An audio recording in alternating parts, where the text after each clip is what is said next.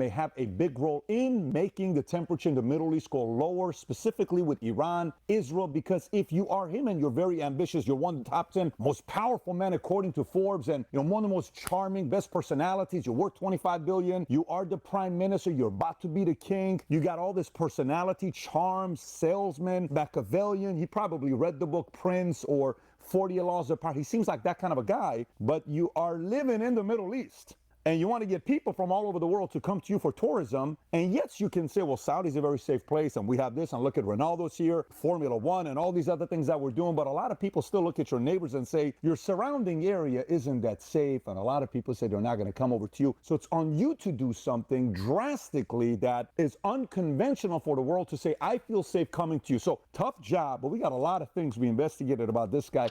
Very, very interesting how he views religion in a way that's controversial to many, even in Saudi. We're going to talk about MBS today. Okay, so if you get value out of this video, give it a thumbs up and subscribe to the channel. Let's get right into it. So here's what we're going to cover. We're going to learn about him. Then we're going to learn about the vision. Then we're going to learn about the role Saudi plays in the Middle East as well as world peace. And then you'll be able to make a decision on what you think is going to happen with this guy. So let's get right into it. MBS, Crown Prince of Saudi Arabia from June 2017 till today. He's the Prime Minister of Saudi, September 22nd till today. And he used to be the Minister of Defense from January 15 to September of 2022. A couple of the things that he did with foreign policy. After he was appointed Minister of Defense in 2015, he launches a military campaign against Yemen, blockade on Qatar, and efforts to counter Iran's influence in the region. So he's not afraid pushing his weight around and saying, hey, I'm not just somebody that's a young kid coming up. I am my own man. I have my own opinions. I have my own philosophies. I want to lead, building a reputation for himself during that time. Domestic policy in 2016, he drastically cut the powers. This is very interesting because as a person who lived in Iran, you have to know there's a lot of power when countries come up with this, and he cut their power. Listen up. He cut the powers of the CPVPV,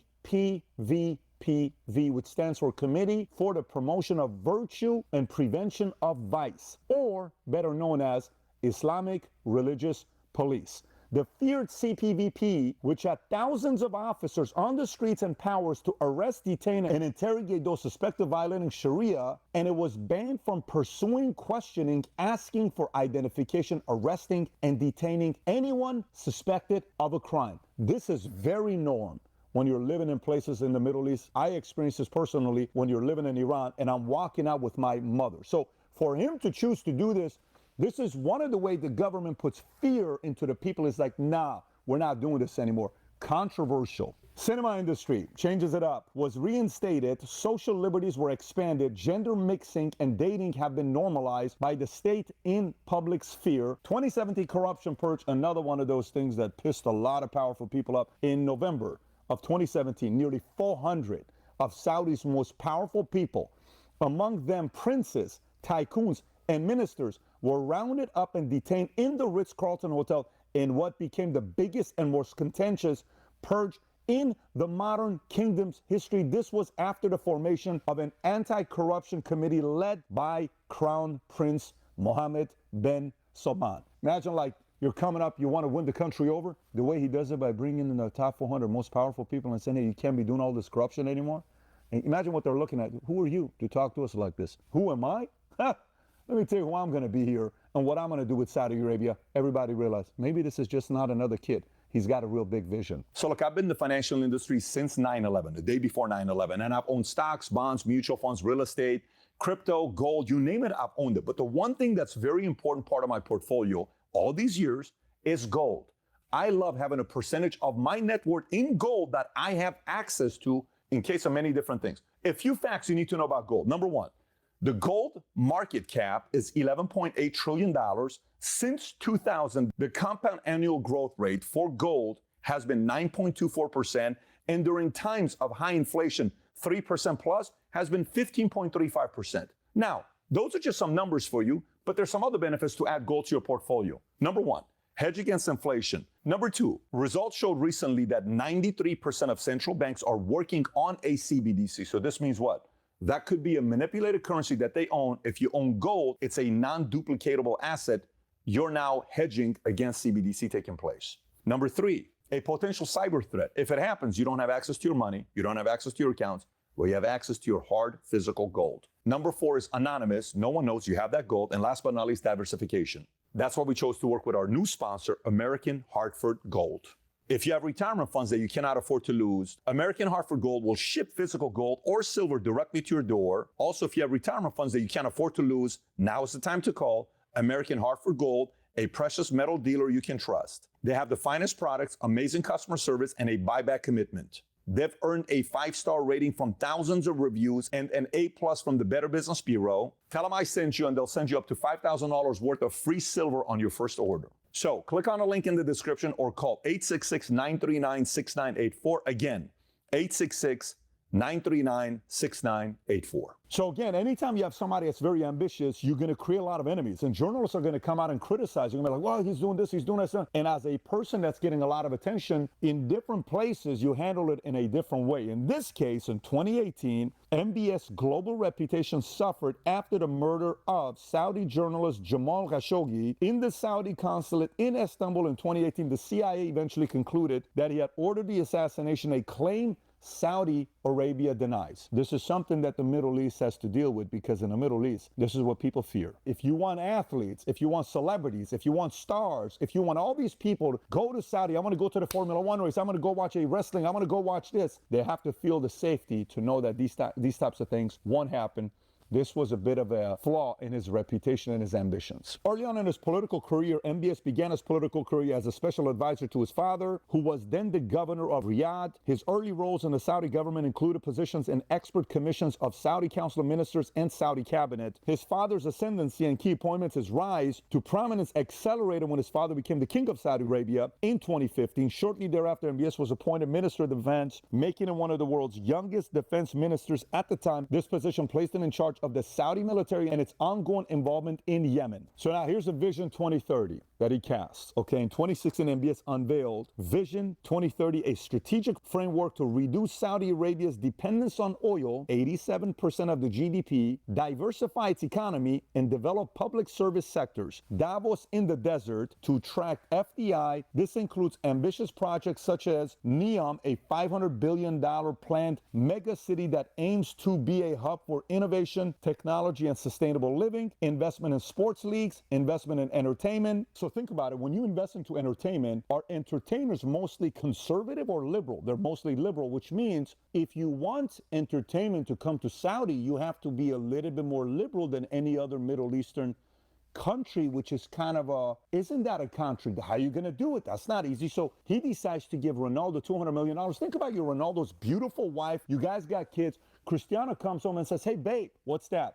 I got a contract. Awesome. Where are we going? Barcelona? No. Manchester? No. Where are we going?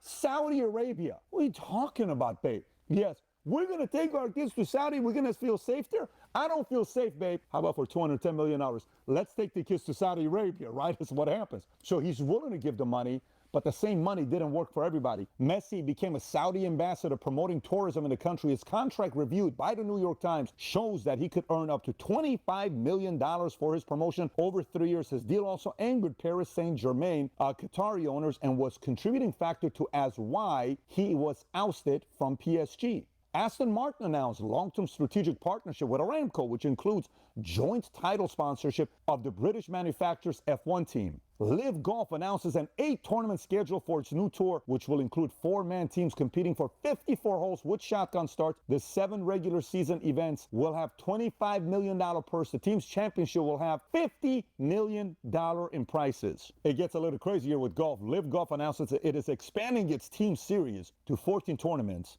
in 2023 with, you ready, $405 million in purses. I think that's going to draw a lot of golfers who want to go golf there. Bloomberg reports Saudi Arabia's public investment fund explored making a $20 billion bid. You know for what? For the entire Formula One. Not like one race, for the entire Formula One. In January 2022, Liberty Media completed its acquisition of the series for $4.4 billion in 2017. Now, Andy Murray says he reiterates that he will not play in Saudi Arabia. I wouldn't play, no, I would imagine it will only be a matter of time before we see tennis tournaments played there. couple other people. Roger Federer turns down an invitation later saying he didn't want to play there at the time. This is right after what happened with Khashoggi. And at the same time, John Cena from WWE is removed from his scheduled match days before he is scheduled to appear at Crown Jewel as the mounting calls to cancel the event following the death of Khashoggi. And this small golfer, you may know his name, you may not. His name is Tiger Woods. He turned down $800 million to stay with PGA. Why did he say no to live for $800 million? Having said that, again, anybody that has major aspirations, that personality is going to be very complicated, especially someone that has the kind of power. When you look at oil reserves, there's only one country that has more reserves than these guys. If you look at this list from Statista, it's Venezuela. 18% of the world's reserves is with Venezuela. 17% is with Saudi Arabia. Then you have Canada, Iran, Iraq, Russia, Kuwait, UAE. But Saudi, you are the person up there. You were 25 billion at the lowest, and it's just going to get more. And you're given all this power and influence, and you got aspirations, you got a vision. You're going to be a target. You have to be a complicated person to want to do something like this. But when somebody comes out and says the following, I want to read this to you. Saudi Crown Prince lambasts his kingdom's Wahhabi establishment. Let me read this to you. Crown Prince Mohammed bin Salman has delivered his sharpest attack yet on the kingdom's Wahhabi religious establishment, declaring its ultra-conservative interpretation of Islam out of date. Out of date.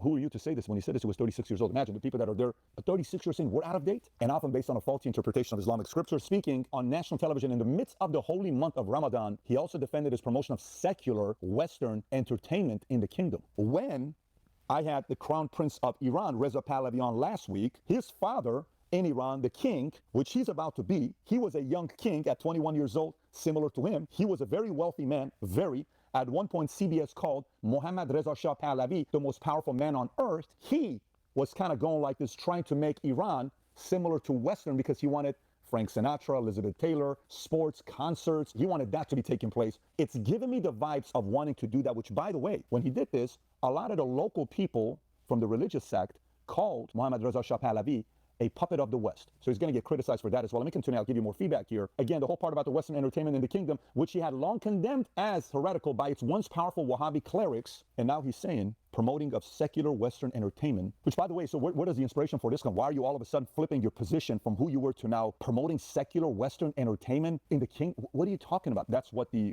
old school folks are thinking about, but here's where his ideology comes from. His ideology has been described as a nationalist and a populist with a conservative attitude towards politics and a liberal stance on economic and social issues. It has been heavily influenced by the views of his former advisor, Saud al-Khatani, and the ruler of Abu Dhabi, Mohammed bin Zayed. So he has his own people he's looking at as visions, but it tells me he's kind of going through the playbook of wanting to do what the Mohammad Reza Shah Pahlavi did in Iran. So is that a good thing? We're back, and here's the reality of it. If he is trying to do this, the number one thing he needs to have with his brand is a word that starts with the letter S. Because if you don't have that, people are not going to come to you in the droves of tourism that he wants. And what's the S word? What do you think? Safety and security. We, as tourists, have to feel safe going there. If I told you right now, what criticism do you get of going to Dubrovnik, Croatia? You don't think about threats or something happened to you. Hey, let's go to vacation. We're going to go to Barcelona, Spain. You're not really too worried about it. But if you say we're going to go to Saudi Arabia, well, maybe. Why? Because it's in the Middle East. But Saudi's not that problematic. It's safe. Yeah, but you could be living in a safe house. But if your neighbors are problematic, that region is not that safe. So he almost has to bring the word safety to the entire Middle East, because that's what the Shah did in Iran. When the Shah was in Iran for 37 years, the Middle East was safe. They had good relationships with Israel. They had good relationships with US, decent relationships with Russia, decent relationship with others, decent relationship, and there wasn't chaos there. So to lower the temperature in the Middle East, I think one of the most important pieces of that happening is this man, MBS. He may be one of the top 3 dominoes of making that happen, and he may even be the first domino. And when you look at his allies and enemies, the top 4 of his enemies, you'll hear Iran, you'll hear Turkey, you'll hear Qatar, you'll hear some of those names as an enemy to him. Iran staying the way it is, and it's kind of reckless, and it's unconventional, and it's funding Hezbollah, and it's causing mayhem with Israel, and all this stuff that's happening. Does he want Iran to be like that? Probably not. So maybe he wants to see a revolution taking place there, and maybe he wants to see democracy being there. Not sure what sect he wants it to be. Does he want it to be religious like the way it was with Khamenei or Khomeini? I don't know. He doesn't give me those vibes, but very, very interesting character. There's a reason why so many people are curious about this man. So in order to do that, you have to have a leverage over other people. So what is Saudi's leverage over other countries in the Middle East and worldwide? Well, one leverage that they have is you got a lot of oil, period. They have enough oil reserve. There's data showing when is all the oil in the world going to run out. And I think if you go on the website today, it's 44 years, 38 or 7 days, and some few hours left where oil reserves going to run out. Except for Saudi. You know how long Saudi's oil is going to last? You ready? 221 years. They're going to be okay, right? With the amount of leverage that they got. So the way to fight off, to not need Saudi is to go nuclear, but a lot of people don't want to go nuclear, and it's going to take a long time until these other guys do. So you're going to need Saudi, which what does this mean when you're doing that? Well, Saudi is the biggest country in the Middle East land-wise, but population-wise, they're number 5. Number 1 is Egypt, number 2 is Turkey, number 3 is Iran, then it's Iraq, then it's Saudi. So they don't have the most people, but they have the most land, they have the most oil, and they're in a location where they kind of need to get the other people to kind of work with them. So there is a lot of leverage for MBS to be able to do this.